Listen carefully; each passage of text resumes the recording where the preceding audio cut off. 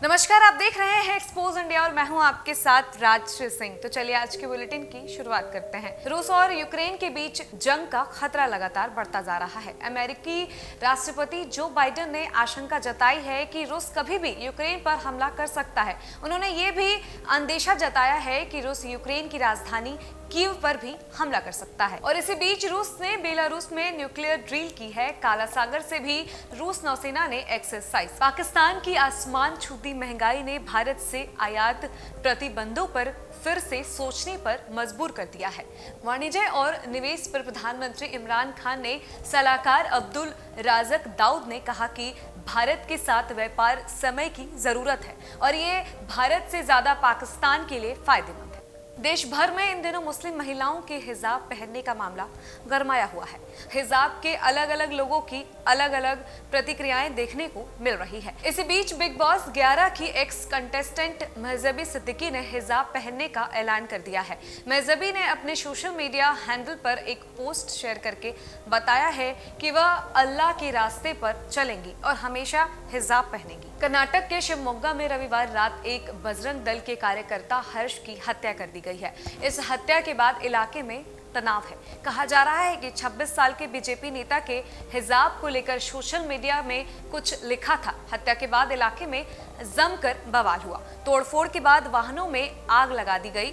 बवाल बढ़ता देख इलाके में सुरक्षा कड़ी कर दी गई है। धारा 144 लागू कर दी गई है। स्कूल कॉलेज बंद कर दिए गए हैं। सहमति से बने संबंधों को रेप की श्रेणी में नहीं रखा जा सकता। नॉर्थ ईस्ट दिल्ली के न्यू उस्मानपुर इलाके में अक्टूबर साल 2020 रेप के केस में आरोपी को कोर्ट ने चार्ज के स्टेज पर ही बरी कर दिया है। युवक पर आरोप था कि उसने शादी का झांसा देकर युवती से संबंध बनाए, जबकि बचाव पक्ष में वकील ने कोर्ट में बताया कि दोनों एक दूसरे से प्यार करते थे और दोनों के बीच संबंध सहमति से ही बने थे। यूपी विधानसभा चुनाव को लेकर चुनाव प्रचार जोरों पर है। रविवार को उन्नाव जिले में प्रधानमंत्री नरेंद्र मोदी ने जनसभा कर बीजेपी के लिए वोट मांगे। इस दौरान एक दिलचस्प वाकया देखने को मिला। दरअसल मंच पर प्रधानमंत्री नरेंद्र मोदी का स्वागत करते हुए उन्नाव बीजेपी के जिला अध्यक्ष अवधेश कटियार ने उन्हें भगवान राम की प्रतिमा भेंट की और उनके पैर छुए।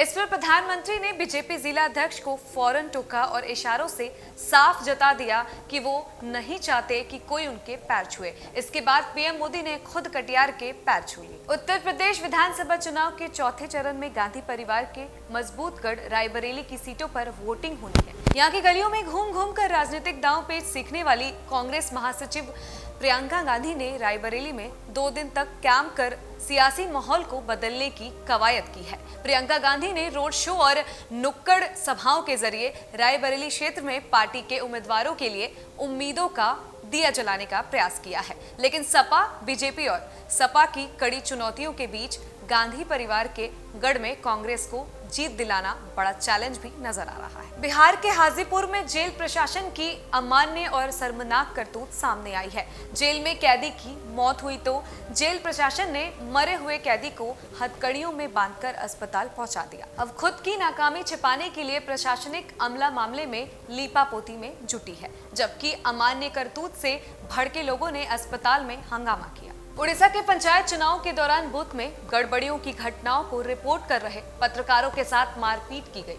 पत्रकारों को लंबे समय तक बंधक बनाकर भी रखा गया। बूथ कैप्चरिंग में शामिल आपराधिक तत्वों ने ही पत्रकारों के साथ बदसलूकी की। इंडिया टुडे से जुड़े मोहम्मद सुफियान की रिपोर्ट के मुताबिक उड़ीसा में 20 फरवरी को पंचायत चुनाव के तीसरे चरण के लिए मतदान हुआ। इस दौरान स्थानीय मीडिया के पत्रकारों को पता चला कि कई जगहों पर बूथ कैप्चरिंग की घटनाएं हो रही है। पत्रकार इन घटनाओं की रिपोर्टिंग के लिए निकले। इसी दौरान उनके साथ मारपीट हुई। पीएम नरेंद्र मोदी ने हरदोई में एक चुनावी रैली के दौरान समाजवादी पार्टी पर अब तक का सबसे बड़ा और गंभीर आरोप कर डाला। उन्होंने सपा के चुनाव चिन्ह साइकिल को आतंकवाद से जोड़ दिया। पीएम ने कहा कि इनका जो चुनाव चिन्ह है वो साइकिल है, उस पर अहमदाबाद में बम रखे गए थे, तब मैं गुजरात का मुख्यमंत्री था। इस पर अखिलेश यादव का पलटवार, कहा साइकिल आम जनों का विमान है, ग्रामीण भारत का अभिमान है, साइकिल का अपमान पूरे देश का अपमान है। फिलहाल इस रिपोर्ट में इतना ही।